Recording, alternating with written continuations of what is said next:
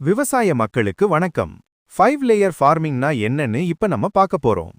எப்படி தினம் தினம் வருமானம் எடுப்பது, எப்படி இடத்தையும் நீரையும் சேமித்து விவசாயம் செய்து லாபம் பார்ப்பது என லேயர் ஃபார்மிங் சிஸ்டம். ஒரே நிலத்தில் 5 விதமான உயரங்களில் பயிர்களை வளர்த்து அதிக லாபம் பெறும் ஸ்மார்ட் முறை. முதல் லேயர் அதிக உயரம் வளரக்கூடிய வாழை, பப்பாளி போன்ற மரங்கள். இவை மேல் பகுதியில் நிழலும் வருமானமும் தரும்.